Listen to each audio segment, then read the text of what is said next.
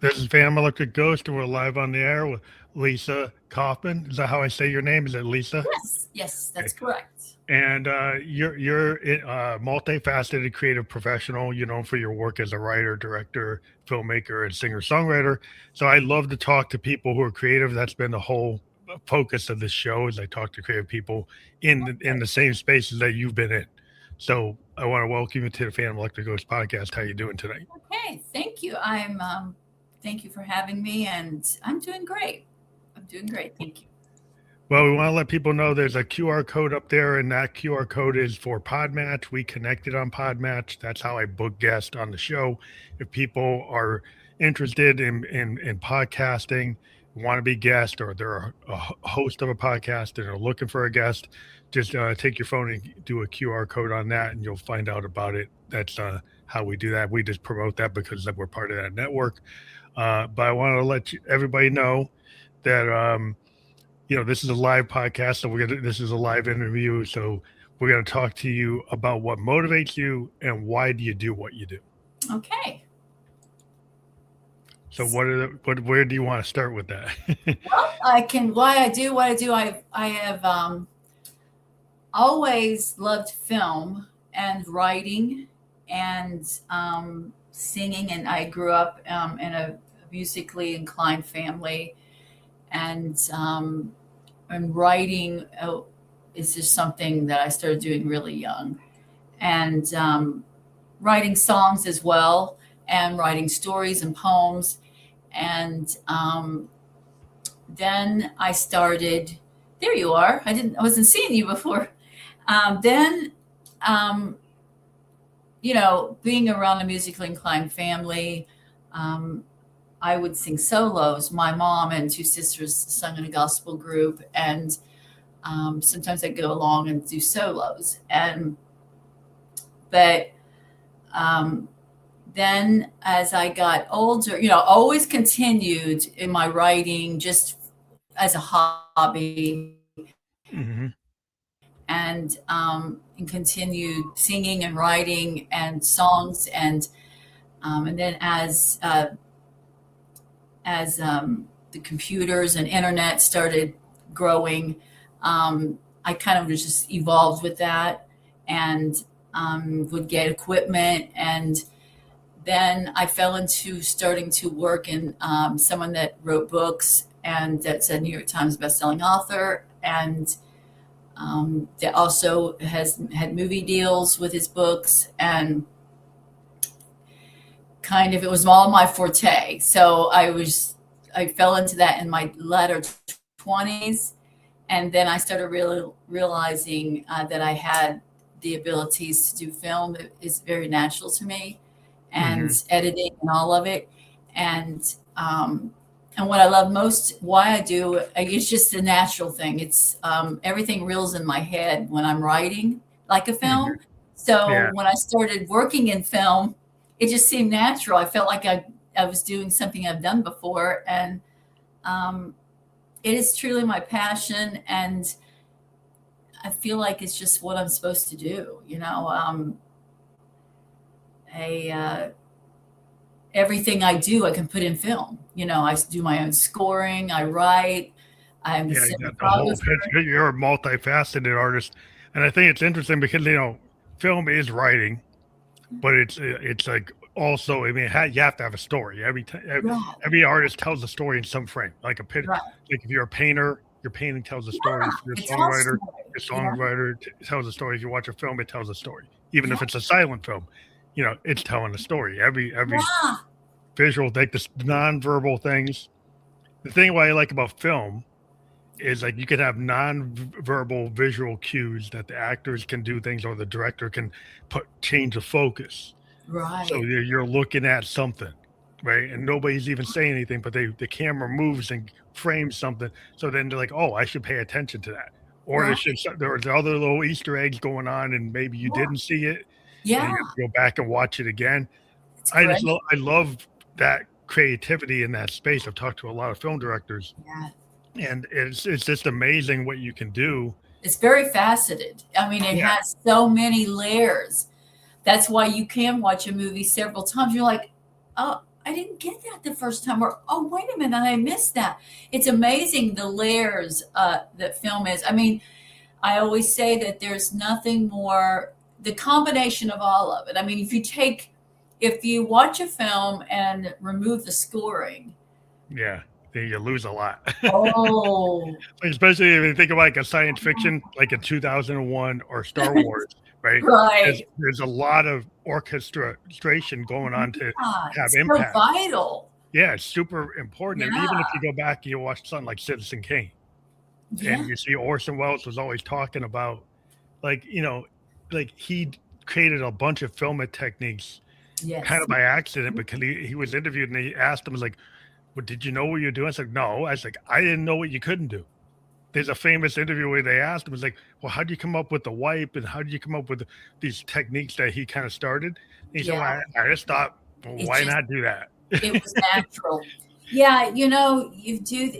That's what I feel like. That it's just what I'm supposed to do. It's like it was just so natural for me. And when I'm doing it, it's you kind of get into a zone. Zone, like a musician, like in musicians, we get in the zone. So I think there's a parallel there. Like if Yeah, when you're a musician and you're writing a song or you're playing a song in front of a crowd and somebody asks you like, well, you were really you really got it there. And it's like, well, you were kind of in a trance or like in the zone. yeah.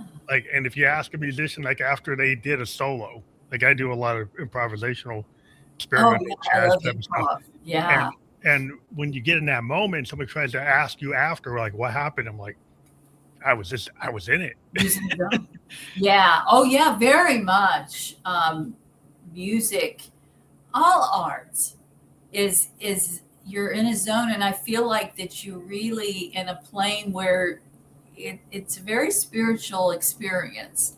I'll even be in the editing after shooting film and getting in the editing, and sometimes I'll just like be dropping things in to start working, and sometimes just it'll end up being where it needs to be. Yeah, And you when I'm kind of playing rip. it, I'm It's like, kind wait of a like minute. you get a download. Like the Victorians talked about the muse. Like a lot of they talked about the muse, and people Right. today they talk about, oh, I got a download from the universe. But Yeah. it's just like this stream of consciousness that I've talked to so many different types of artists, and what I see that artists are able to take what's going on in their subconscious, Uh-huh. and they're also very observant about what's going on outside Wow. them, and it seems Wow. like they can synthesize the inner and the outer. Yeah. And then people say, well, how can you do that? Because we're kind of in tune to Yeah. this Yeah. You're universal tapping thing. into a collective. I think it's very collective. Um, and when I'm writing, I wrote my first novel. I've written since I've been a child, but um, novels was always very intimidating. And last year I started finally sit down and mastered it, and now it's just a breeze for me. But one of the things that I started noticing, I just start typing, and I will just start entering characters that I didn't even know are coming out of nowhere. And I'm like, I have no idea why I'm putting this person in. And then later they end up just coming in. And then in the ending, I write like a film. So, like some books that you read, they're this thick and it's got to be sized down for a film. Mine Yeah, is almost like a film. It could be literally translated right into film right because into the screenplay. Yeah, yeah, it's like a screenplay in book form. It's a film in a book, and the way I write, people say that they're like they're yeah, just kind of drawn like you in. might be storyboarding it out, like like in Yeah. the way that you talk, the way Yes. you put it down. You're kind of storyboarding, giving Yes. people these scenes. It's kind Yeah. of like when you have a really good songwriter, Yeah. right? You think about it like a Dylan. Dylan tells these stories, and you kind of can imagine you're in Yeah. that story. Yeah. Or Well, Springsteen. scoring, I'll even score and write songs for my movies or for anything I'm writing. I will hear a What you song, want. and then and then I'll write it. So, and most of like the films that I've done, I've You especially scored written them. a song Yeah, you for it. scored them Yeah, too. scored during while I was writing. It's Well, I think that's a cool that's a cool thing to happen. Um, because I think it's like if you are able to like have a vision and when you're able to be like the writer, the producer, director, when you hold all those hats, then your Right. vision is you could need help. Everybody needs a team, but I think sometimes like you have these visionary writer, director, filmmakers, right? They know what they want. Yes. So Yeah, I do. they Yeah.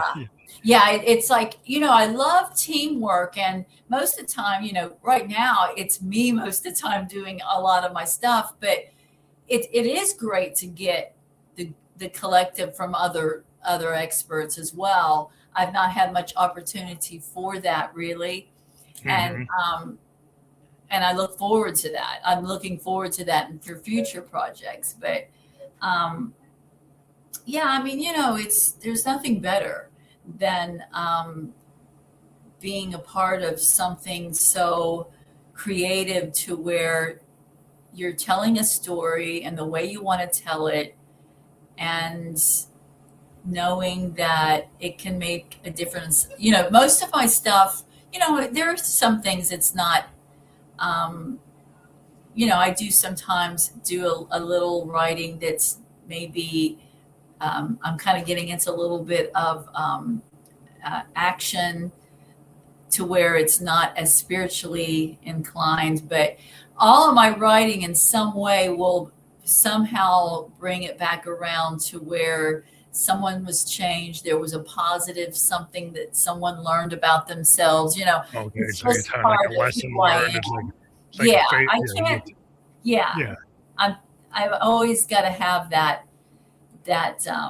layer in there to where it's going to make someone think about their own life or make a difference in their life or make them think about something, whatever well, you I'm want to make writing that statement. That's the thing about. about art. Like you've got a vision. You want to make a statement, and when you really like, sometimes people are looking for other people's stories. It's kind of Right. like if you're a musician and you're a studio musician and you don't write your own stuff. You just play like you like like the Right. Oh yeah, they're like like the amazing. Funk Brothers at Motown. It's like they were great musicians and they wrote a lot. They created stuff, but it wasn't really theirs. I mean, it No. wasn't And their there's an it art wasn't in their band. I It was like was there's an art in that even. I mean, I went and recorded in Nashville, and the studio musicians, there was my music. They gave it to them. It was like they had it for 3 or 4 minutes. I and then was they got in it. the other room getting ready to go, and I'm like, they've already. They got it down. Well, that's because that's who they are. That's their job. That was just. I mean, it sounded perfect Yeah. within like less than 5 minutes. Yeah, they're very intimidating. Like if when you run into a studio musician, like if you have your own band, right? Uh-huh. And you come in, you run into some of these guys who have been playing 20, 30 years, and then you run into them, they're like looking at you. It's like, what are you doing? I Because met the actual. I was so impressed because I love the steel guitar, and yeah, Buddy Emmons played the steel guitar, which he's like a big deal. He may not even be around anymore, but everybody knew he was like the guy. Yeah, the steel guitar player, and so I was just from all these greats, yeah. and It's this like was when in you, the yeah, 90s. yeah. It's just amazing when you run into people and you get like. But I think it's also cool. The one thing I always point out to people, like young people, like singers, emerging singer songwriters, is like you don't have to be perfect, right? Like the whole point is like you're telling a story, and if you're the songwriter, you're telling your own story Yeah, versus somebody that would have been, one of these writers like a Neil Diamond or a Carole King gave you the story, right? And right, when that's right. the selling point is the fact that you're telling, and you don't have to be perfect. No, Your I imperfections have a actually very make art. imperfect. You know, I kind of like in my art, not being perfect. Yeah, the happy You accident. can't. Yeah, I think art if there's an imperfection in there, it's supposed to be in there. It's meant to be there, all Yeah, the, I think yeah, that's the thing I worry about with all this tech today. yeah, Like like your painters, like if you're painting on with oil on canvas, it is what it is. yeah. But once you go into digital, then Oh, you got the you've got perfect. the ability to undo. But then you keep on undoing, Hit the like back. where you're on the canvas, you're layering or Yeah, you're changing with the color combinations, but you're stuck with what you started. yeah, Right. There's some things that you can do, but yeah. you kind of got to stay within that constraint. I think Right. constraints actually help the art. But when you Yes, get it unconstrained, does. you don't you have too many choices, Yes. then I think you're gonna end up with maybe not anything that's that great. Yeah, it is good to have the imperfections. And for the festival, um, I'm I'm going to be doing. I had it sitting back here and it got put away. A beautiful sculpture that I'm going to be doing for all the winners, and I'm going to learn to do casting and casting them and molding and casting.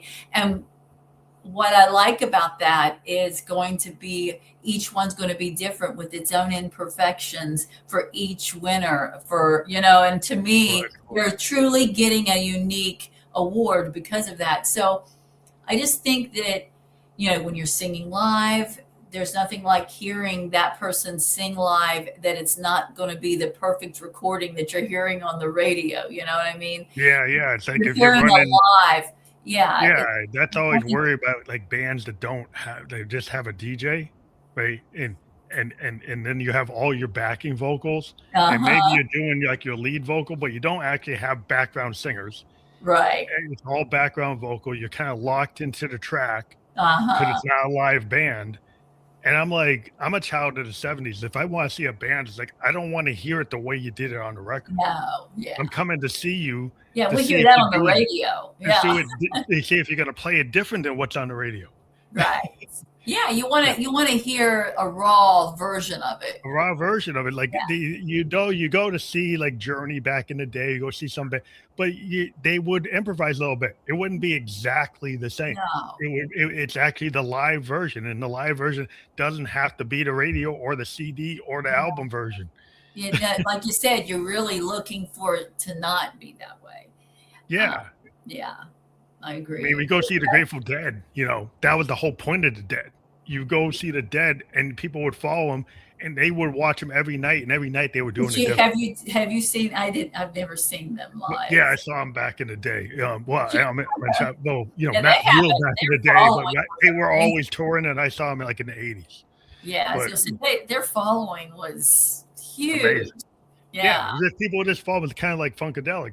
They were like the funk version of yeah. Grateful Dead. It was the same thing. Like you went to go see Funkadelic, Oh, I eh, love Funkadelic. they Yeah, did the same thing. They would right. just jam. It's just jamming all night, or the Allman Brothers. I saw the Allman Brothers multiple times, and Oh, did you? yeah, and they were just. It's like that's a jam band. That's a Oh, jam yeah. southern rock.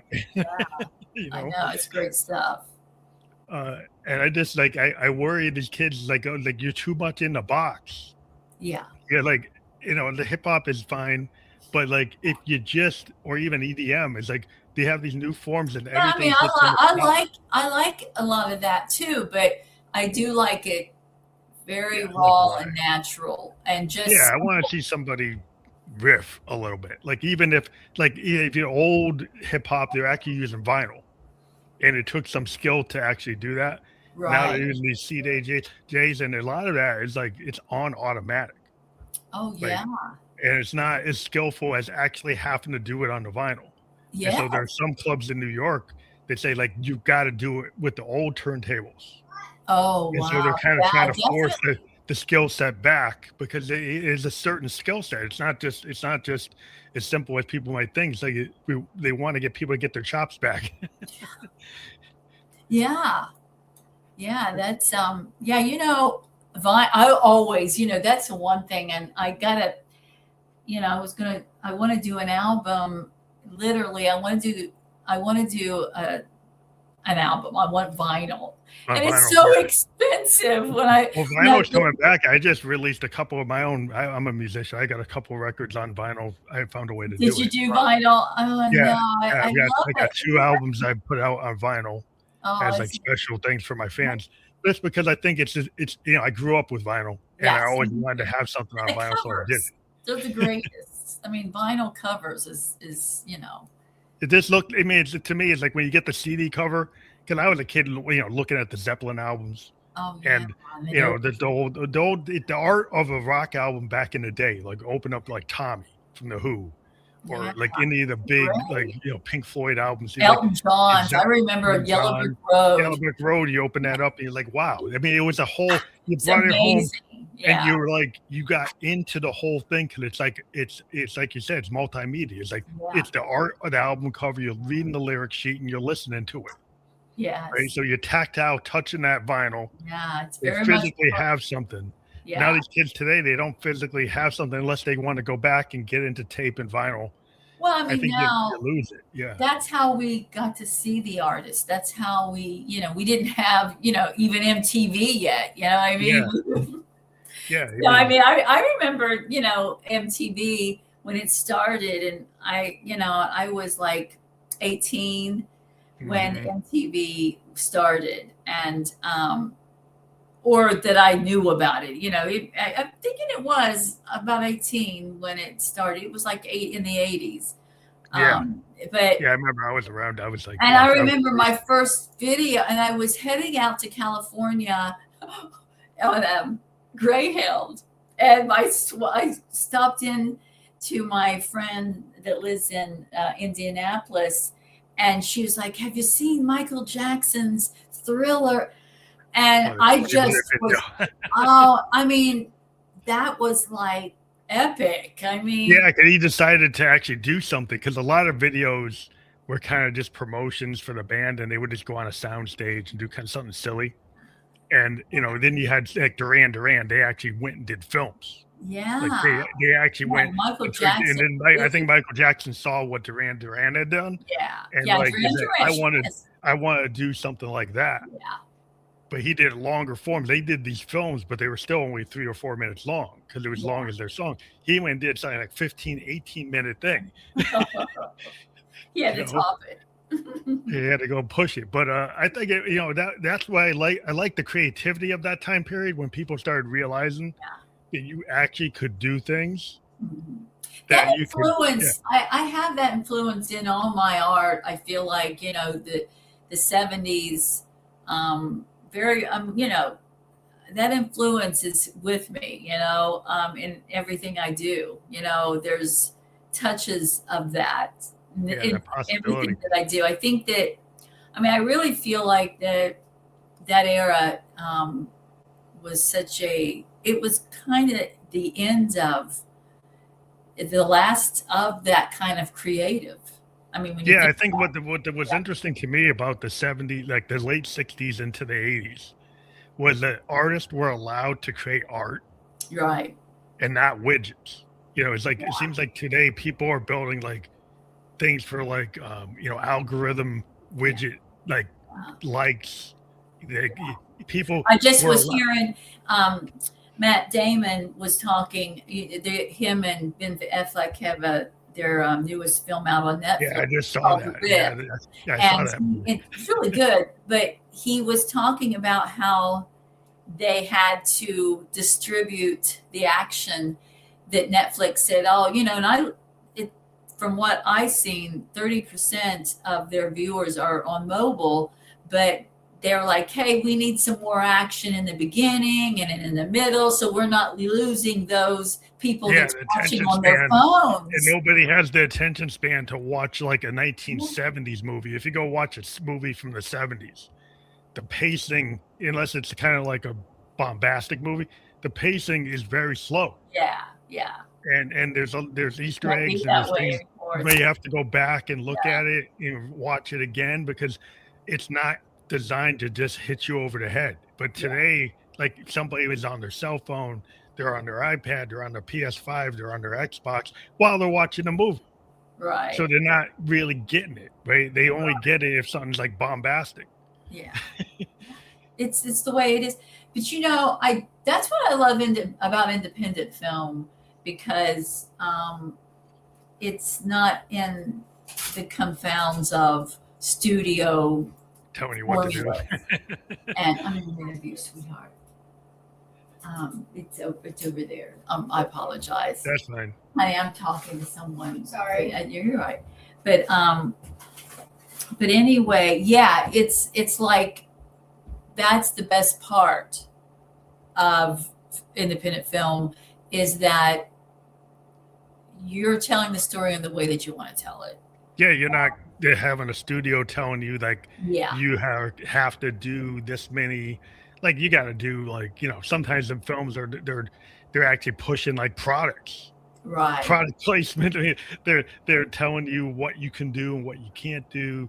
Like Right. like if you have a plot and it's too I can't complicated, imagine. they're telling you can't do Yeah. it. Yeah, I mean, just like that. I mean, when I watched that film, actually, it was funny. I didn't read that article until after I watched the film. And I remember thinking, oh, wow, they're doing that kind of early. I noticed that there was a lot of action that normally would have been more for the ending.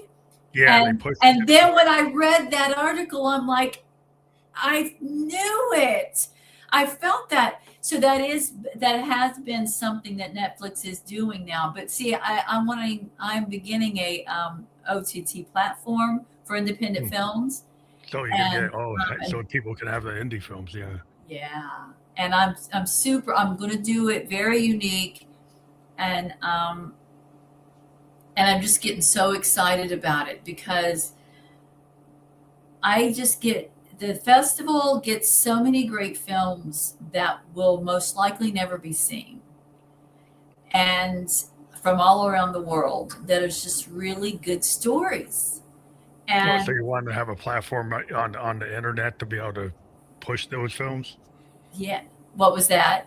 You want to be able to put those the films that win Yeah, the that's why I'm festival. going to put them on. Yeah, I'm going back from people that submitted in the past festivals, and that's how I'm building the catalog. Yeah, so you have a So catalog. I think there's a real want, for among young people, where they look at what's going on today and they're going backwards. They're going back and finding like old music. They're yeah, looking at vinyl. They're looking at 8 tracks. They're yeah, looking at older eight films. tracks. Yeah, I mean, there are kids who are. I ran into some kids and I they were know, like, I haven't seen an 8 track for so long. they're collecting 8 track recorders because they're finding these albums. They're on 8 track I recorders. have never seen any. Yeah, They weren't very had one. lasting. My dad had one. I inherited it, but They but they didn't seem to last as well as them and the no, the cassette cassettes. they would break. I mean, they're Yeah, very hard to deal with because they would get stuck, yeah, and so there's and they get people who are ate looking up. for the Yeah. ones that didn't break. It's like it's a niche thing. There are people looking Yeah. at reel to Oh, reels. yeah. I would love to see. It would be great to see one of those. I had a little carry. I had a little carry one, and I loved my 8 tracks. But Yeah, I had a it little was so toy one as big. a kid. They gave me a toy one that had like children's stuff in it. Yeah. Songs on it. Yeah, my dad had one with the Stevie Wonder albums. And he had all these Motown Oh, albums. yeah. So Yeah. like he took real good care of it. He even had a kit to fix it if it got stuck. He was Oh, so into it. yeah. And he had these kits, and it would show you how to fix it and pull it out. That's He was really great. into it. That's great. But like the film festival that you're doing, is the Lumen Film Fest. Lumen Film Festival, and Yeah. I started in 2021, founded it, and there's nothing more rewarding than putting your energy into helping other people that has your same passion, and Mhm. it is so rewarding. I love the festival, and each year it just keeps evolving and growing, and now I'm finding this year things are coming full circle, and that's why I knew it's just literally I got up and I'm like, I got to do an OTT platform. I actually come up with the name to a couple of years ago, but I just wasn't ready for it because I didn't really, I have developed, I can do web development, and I've been very much a big part of the back end of things. And so in the beginning, when I started in the industry of web development and portals and building back end things for films and books and things like that. So when I thought about doing the festival, I kind of it reeled in my mind, and I just set out and started creating it, and started it in 2021. It just keeps evolving. And then just in the last month, it's ready. It's Filmaflix is going to be the name of the OTT platform. So I feel like it's connecting. So it is they are affiliated, but you don't have to be in the festival to be on the OTT platform.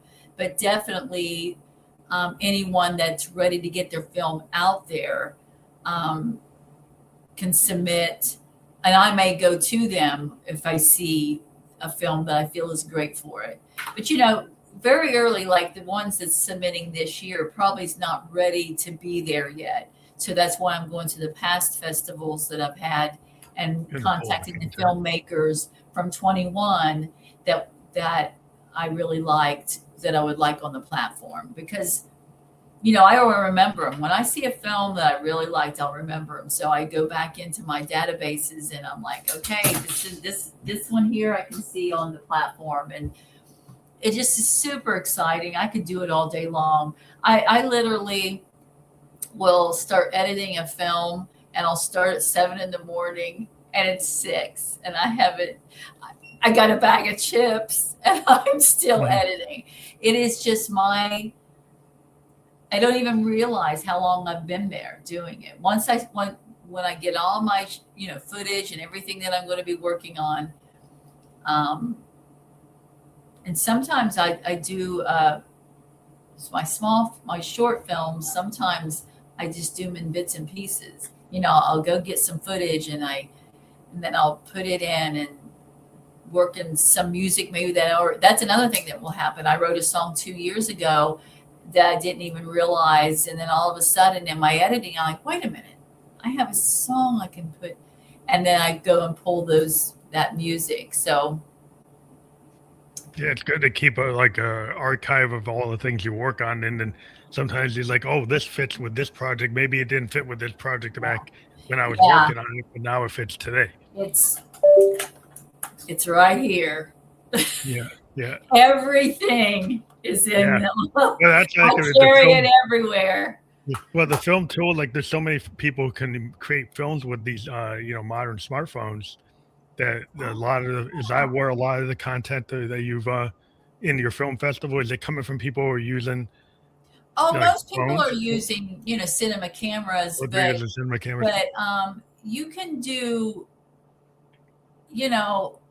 certain shots that it's 4K. My this one here is 4K, and it's an older Apple, but there are some shots that if it's hard angles and things like that, you can still got to use the better professional camera then. Yeah, but your cinema cameras with your different lenses, are good, but you can easily, especially with the newer iPhones with the 3 lenses. I mean, you can do some great work with that. And then when you get it into the editing, I mean, modern editing tools allow you to do. I love software. I mean, I'm a huge software guru. So I have so many different things I use for certain things that I want to do and achieve. And I have my own, kind of my own system that you set up. Yeah, it's kind of rewarding to figure out how to do some things your own way rather than doing it your own Adobe and you can do this, but I can get that same look by some other ways. So very creative tools. Yeah, I think it's interesting to take like whatever tools you have. Like as a musician, like I'm Yeah, a synthesis, so I have like Moogs, and yeah. I've got like Rolands, and I've got all these. I got a lot of different sonic tools, Oh, I'm from a sure you regular do. piano, and I got Yeah. all kinds of recording equipment. And you can run things through pedals, you run through things, effect processors, Yeah. you run things through all these different things. You can turn something, you change the color of the sound. Yeah. Because I think filmmakers, you guys change the angles, change the colors, Oh, yeah. change like the lighting. There's all this stuff. It's the same thing like in music. You can change the color of the sound with filters and EQs and Absolutely. all I kinds of love processors. filters. Yeah.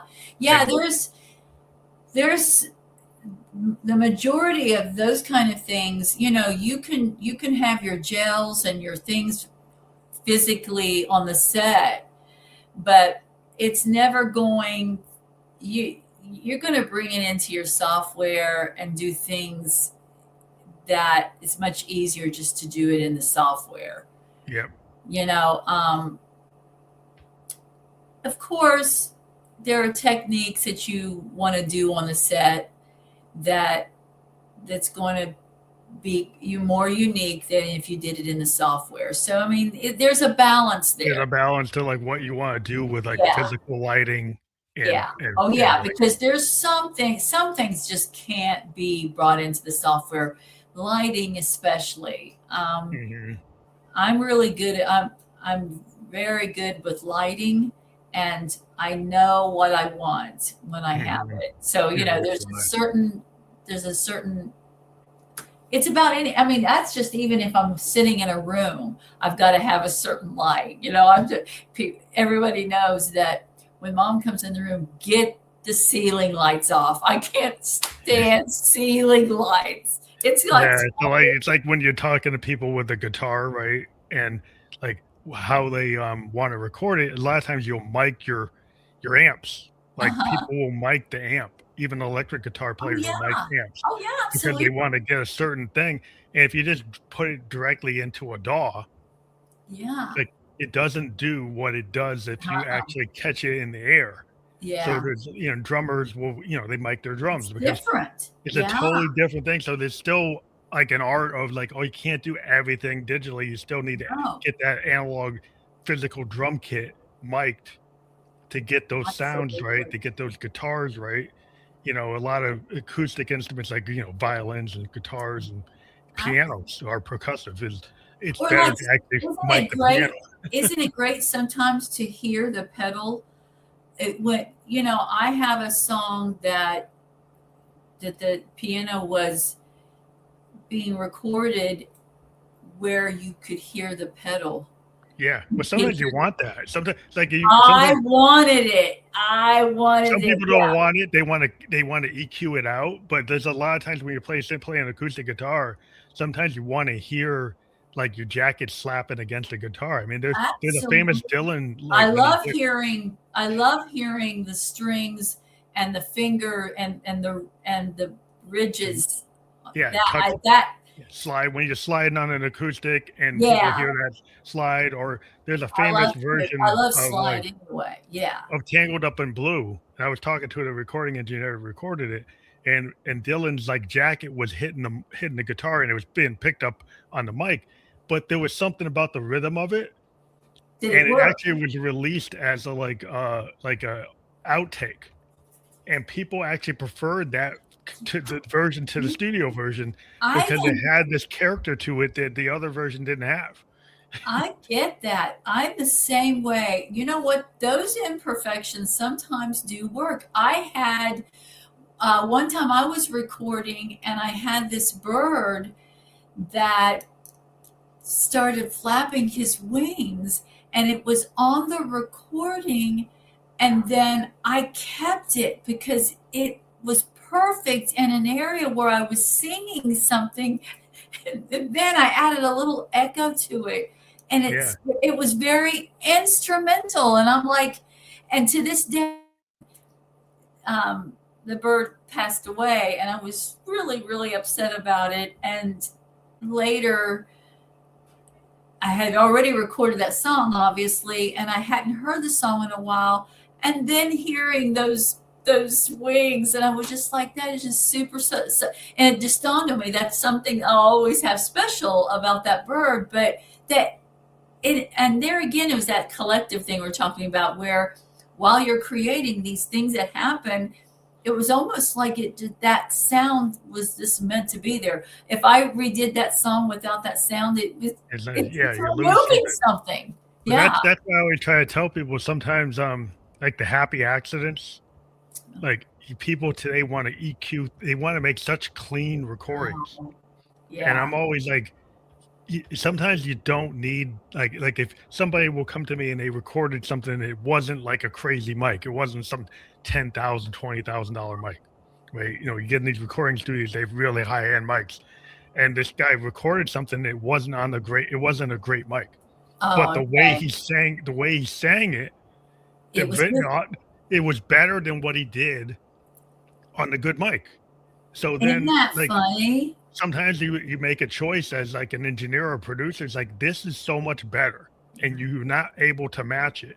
So this vibe, even though it's not perfect, it's perfect for this song. Yeah. So we're going to use this. Yeah. I And there's get some people that. today that are like, oh, I don't know if I can do that. But it used to be done all the time. Yeah. Stuff like that Yeah. used to happen all And the stuff time. like that was done a lot. You know, I very much believe that's where independent film too, you know, your improv and allowing people to go more by their natural, you know, like when I'm doing a film and I'm directing it and I have something I want them to say, but I always will say, okay, you can go off the script, you know, don't, when I'm writing the script, it's like, I don't, that's the idea of it. I really want that person to say it how they would say it. Yeah, Not, how they, not, yeah. yeah, Let the because actor have some room to yeah, act. yeah. I mean, I want to, when I make a film, I always want people to feel like they're spying on somebody and they're actually seeing something that's really happening, that they even shouldn't be in that room. You know what I mean? Because they're seeing something that's very personal and private about someone's conversation or something. So to me, that's what, you know, I mean, there are a lot of great actors, but I see most movies, I still know they're acting. Yeah. You know, yeah. I mean, unless you're talking about independent films, Yeah. that is where studio formula films.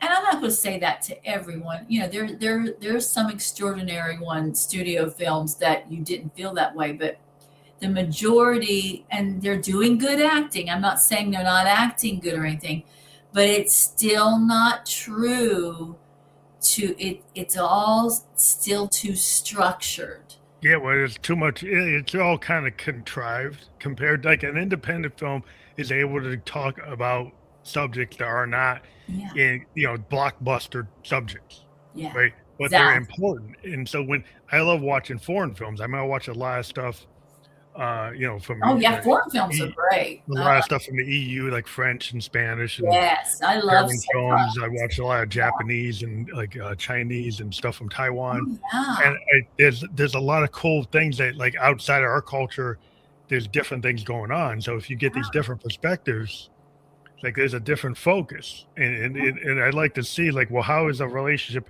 handled, like in Japan, in a drama, like a small independent film in Japan, and it's different. It's a different perspective. It's a culturally different things going on, and so yeah, I like to see when people come with a different perspective. And usually, like an independent filmmaker, even in the States, is not going to do what is going to be like the popcorn film. They're going to do something else. They're going to do something right. Oh that yeah.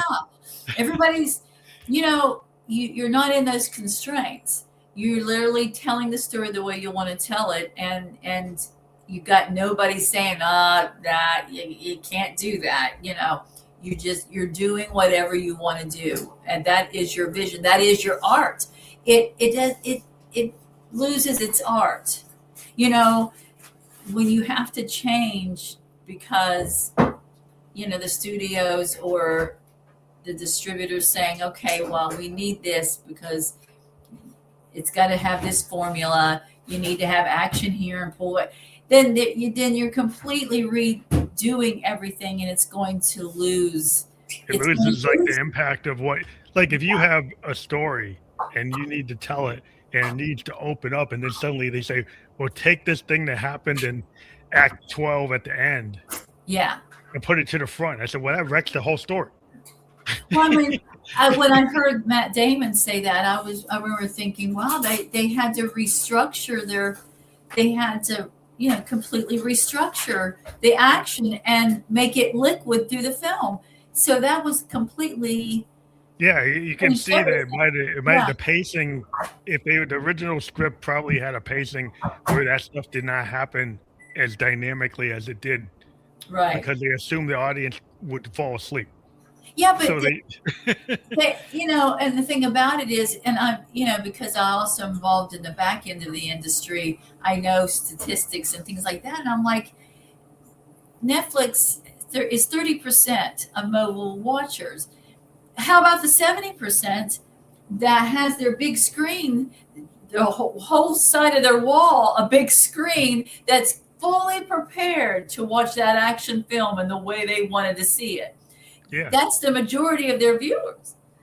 And they're going for the 30. Why are they going for the 30 instead of 70? And not losing the mobile viewers. There was a time there for a year. I was in my camper a lot. I was living in this bougie camper, by the way. It was all bougieed out, so it wasn't in any way. But I didn't have a big TV, and I was having to watch it on the phone. And you know what? It wasn't bad at all. If I'm really into a film, I only watch films that I like anyway. So I don't lose interest because I'm on a small device. You know what I'm saying? Yeah, if I'm really watching, I get it propped up perfectly where it needs to be and watching it, but I'm not real particular about how I watch a film. If I love movies so much that I'll watch it on any kind of screen. Yeah. But I did that for almost a year. I always tell people I roughed it, but really I didn't, because I was in a very bougie. I'm kind of retro and had it decorated up super sweet, and was on a beautiful ranch. Mm-hmm. And a lot of nature and wild around me, and boy, did that inspire a lot of art. That was primarily the reason of being there. And so you could write. I did a lot of writing there, a lot. I loved it. That's interesting, because a lot of times you have to writers, like, a lot of artists they need the kind of the space to write. And, some writers, they could just be in a little apartment in New York and just do that. Or some people need to actually be like Jack Kerouac, and we could be on the road and experience life and kind of be like world traveling, and then take all those experiences and put it into the book. It's like it's like whatever serves the work. Yeah, I wrote music. Yeah, I was going to say, I think most writers that write novels, really, you don't need anything. And I wrote music there, and I have my own little recording equipment that's very, you can just put all fits into a little bag. Mm-hmm. Everything I have, all my film equipment, all of it. I was toting it. It's for most of my stuff's very portable, but I think that being in nature always inspires art. Yeah, I think, like, I live in New Hampshire, so I love going out in the pines, walking the trails. I like to mountain bike. And when I'm in the woods, I'll get ideas. I'm a musician, but I'll be like in the woods and something happens in nature, and then I'll be like, oh, I can use that as an idea on my piano. I can come back and I can take that experience as what I felt, and I'll put it into something, a phrase on my piano. But it's just like that going out there is it's And you know nature sounds. Do you ever record some nature sounds and put them into your oh recording? yeah, field. I have a thing that can do field recordings, kind of like Yes, used to the progressive rock band Yes. One of their Oh albums, yeah. Close to the Edge, they actually like taped a forest. They it's at the beginning of Close to the Edge. You can hear all these sounds from the forest, and that was actually a field recording. I've actually gone out to the Merrimack River and field recorded like the sound of the river Oh and yeah, that's put it into some of nice. my stuff. There's a lot of cool stuff. Just like anything in the woods, if you pick up on a nice mic, there's a Yeah. lot of cool stuff you can use. And Oh yeah. I just let it. It's like whatever's happening, I just get it, and then I say, well, I'm going to use whatever happened. Yeah, it is. I know. I was writing one time, and I was in a cabin where there was tin roof, and it started raining, and that was it was a meditation song too, so it worked. Yeah, that can work. Yeah. Yeah, and it really worked. And to this day, when I go back and listen to that, it is so relaxing. There's nothing like hearing rain fall on a tin roof. Yeah, well, rain, anything with water. Like I love Uh-huh. getting like creeks, like a river or a creek, or just like sounds from a lake when people Oh are yeah. in the lake and there's stuff going on around the lake, and just picking up the ambience of it. Oh Uh, yeah. there's a lot of Yeah. cool stuff that you Water just pick is up. so soothing. Yeah. It's very, very, very soothing. But yeah, I guess, the whole idea of art is that it's spontaneous. I Yeah, think most that's the things point. you can't really plan art. Anybody that I does think any, if you overplan art, it becomes like too contrived, and yeah, that's what we get with a lot of popular work today.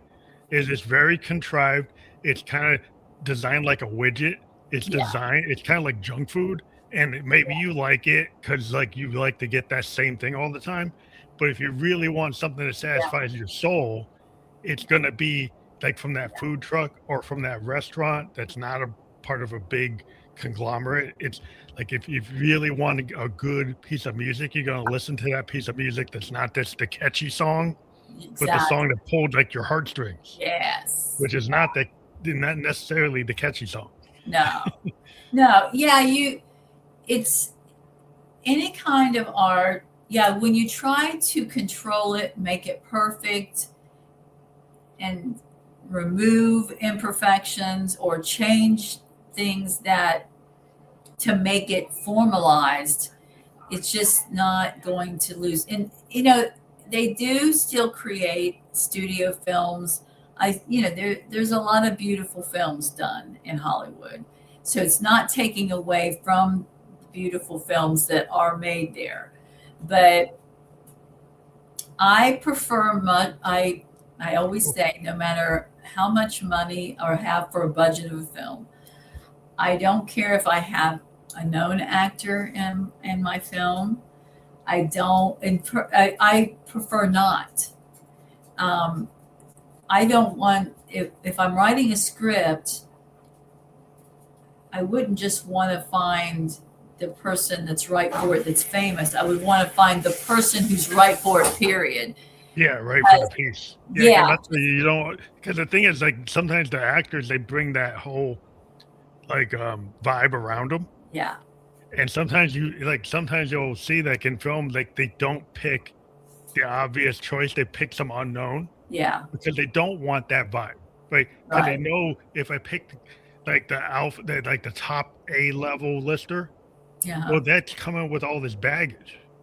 And if you wanted the person who's directing and the people who write it's like, I don't want that baggage. I want like a right. clear canvas. Yeah, well, yeah, I mean, they can be a good actor because of their experience level, but I have worked with actors that's acted very little and that have just done such a good job that I couldn't imagine anyone coming in and doing better. Yeah. It's all about the passion that the person is feeling. The film that I did called Chestnut Tree, it was a short film, and it was my own script of Anne Frank and how her and Peter Van Pels, how they had, it is basically, I was inspired when I was reading her book about that friendship. And I had imagined, I thought, at that age, being in this building, hiding away, they still very much tried to pretend that wasn't going on, and tried to live in those compounds. So I imagined things in my script that I feel like could have happened because of the kind of person she was. She was a deep thinker. And so then I found these two actors that were just so perfect, and they had so much passion for it. And to this day, and that was back in 21 that I did that, 2021. And to this day, when I see that film, I mean, they look like they've acted for years. People, like, everybody has said, wow, they're phenomenal in that. And it was their passion. Well, that's what you want. I think passion, is the main thing in the arts, because sometimes if people become dispassionate, and it becomes like rote, and it becomes like too common. And the people get typecast. They're doing the same thing. I always say, take me. I prefer watching a movie that there's unknown actors. I prefer, and it's nothing against I love a lot. I have actors that I really enjoy watching, so I'm not saying anything bad about them. But I just don't need it. I don't need it for a film. Well, I think sometimes we've been kind of trained to go for the blockbuster with the known quantities. Yeah. And it's really when you start, like I started, like, I don't know, was in college, I started looking at a lot of independent films because like I got bored of what was going on. And I was in college anyway, and I was kind of pushing myself to learn, have critical thinking and look at different things. Right. And so then I said, well, why should I just look at whatever they're giving me, right? Why don't I go seek out other things and those off the beaten path? Yeah. And to do it with the same thing with music. I've always interviewed bands that are like, they're emerging artists. Yeah. Who aren't really well known. They're coming from the underground or just coming up. Best. Yeah. Because they have all the new ideas. And I'd rather hear somebody I never heard before. And I love all the old stuff. I know like a lot of music history, but I want to see somebody else do something. Oh, yeah, there's so much talent. That is what I say. There's a small, like Hollywood or your top 100 artists, singing artists or whatever, is such a small little community when we have a world full of so many more talent. There's so many films that you are always tapping into a smidget fraction. I'm sorry, I see films through the festival that I'm like, that is very satisfying for me. If I never saw another Hollywood film, I'd be fine, And when I'm looking at what I want to put on the platform, I'm finding these films, I know I'm going to have some really unique films that other platforms don't have. And because I'm very different in what I look for, and I know that it's going to be very niche. So my OTT platform is going to be a niche platform. It's not going to be the typical, even in independent films. But you was talking about Japan, and there's a film I want. I haven't heard back. I haven't actually reached out to them yet, and I had forgotten. I actually had forgotten about the film. And when I was going through 2021 festival, and it is phenomenal. It's a kind of a horror. Yeah, they have these interesting horror movies in Japan. I lived in Tokyo for 2 years, and I got into different, different type of thing. They have this like really interesting horror that's different than American horror. Oh yeah, this one here, man.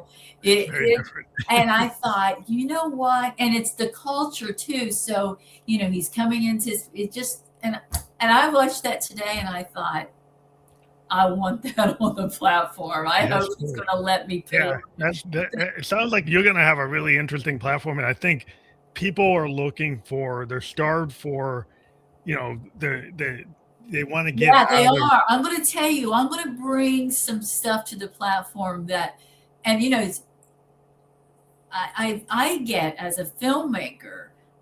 A Mhm. lot of people might think, or I think other filmmaker or artists, you'll probably get this, will understand what I'm saying is it is just as gratifying for me to find these filmmakers and put together with my know-how because I'm an artist and I'm also very business administrative as well. I know how to do back end, I can develop, I do all these things. So I have all of these other abilities.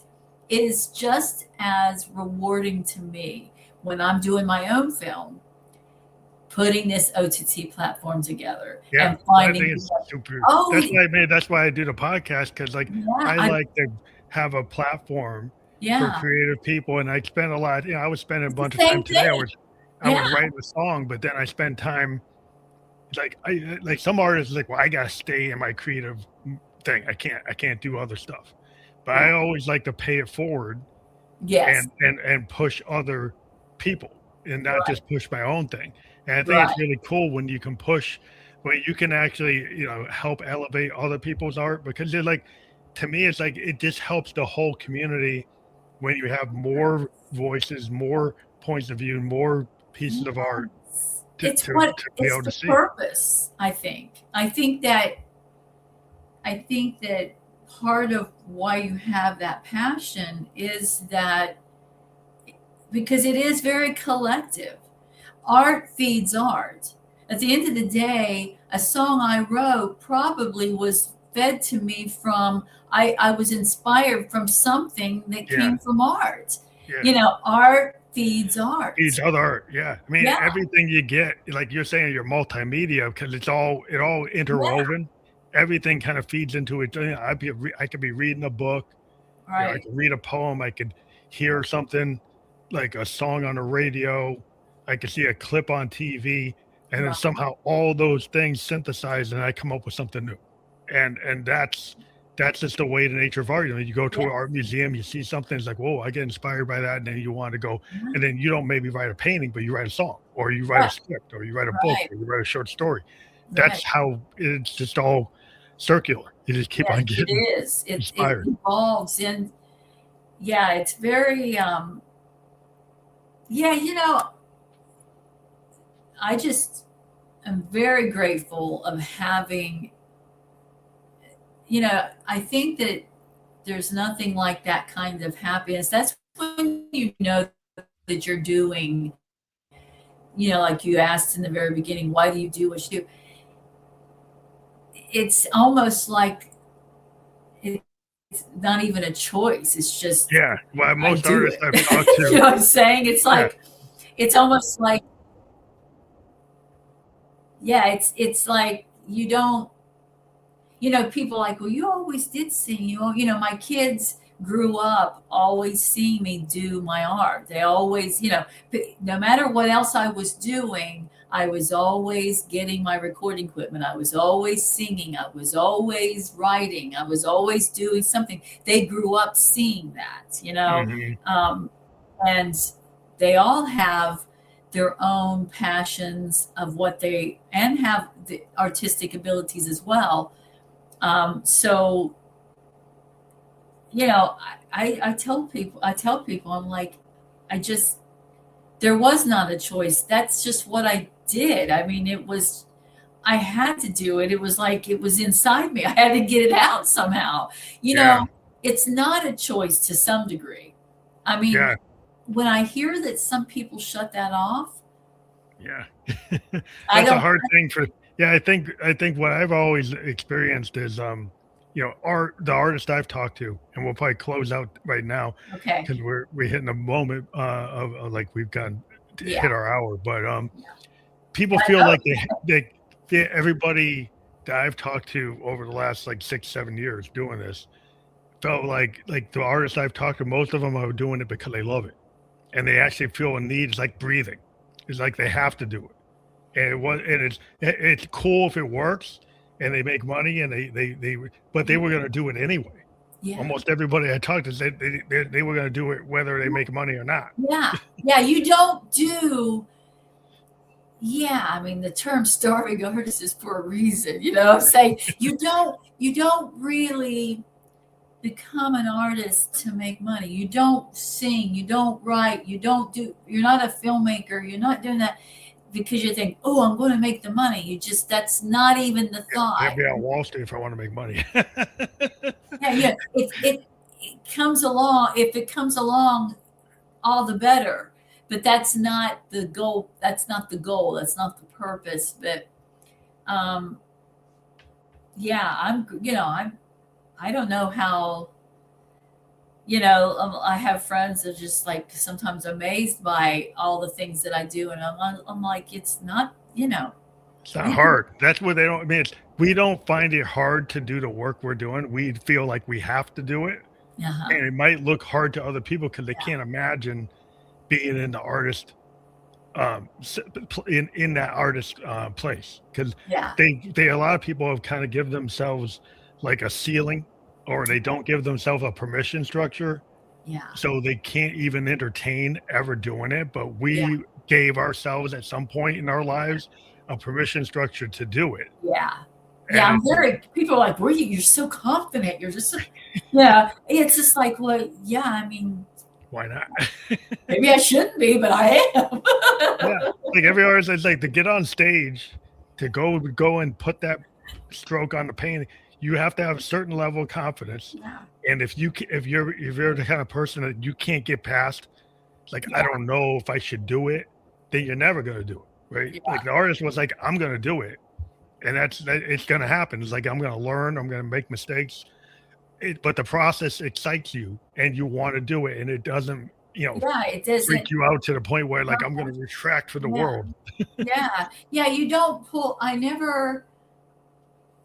no matter who I'd be around, no matter the level of artistry or the fame, if it's a famous artist that has excelled and has Grammys or awards, I have no fear factor there. I could walk right up to them and talk to them just like they're like me. And if Adele would be like, sing a song with me, but honey, I'll sing with you. I would not feel intimidated by that. And I mean, if you're not intimidated by, and I'm not even close to singing like her, but I have a lot of heart when I sing, and a lot of people, that would be like a phenomenal thing to do. I wouldn't be intimidated by that in any shape or form. And I'm glad that, I think it has a lot to do with just being secure and knowing what you like and want to do, and your upbringing too. My mom was always give me that boost. You could always do what you want, that kind of attitude as well. So, nurturing has a lot to do with it, but also just if you really know you're doing what you're supposed to be doing. Well, I want to let people know that we have the QR code for your lumenfilmfest.com. People can take their phone and scan that, and they'll be able to jump right to that. They can click on that, and they'll get to your filmfest.com. And we do also have your Instagram up, and people will be able to click through that. We've been live on LinkedIn, YouTube, and Kick, and those links will be visible. But thank you for being here tonight. Yes, thank you. It was a really great conversation. I've enjoyed it.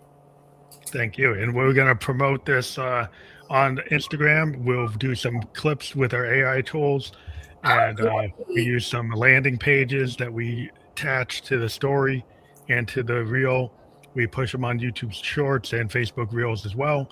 So we'll do some highlight reels and get people to check out the landing page. We'll have all the different platforms. We'll be on Spotify, Video Podcast, Apple, iHeartRadio, Amazon by the end of the day tomorrow. So we'll get all that to you. and it'll get pushed out through all the other podcast platforms that we're on a bunch of channels. So thank you for being on the show today. Thank you. I appreciate it, your professionalism, and I really love what you got going here. Thank you so much. It was very nice. Thank you. Have a good night. You too. Bye.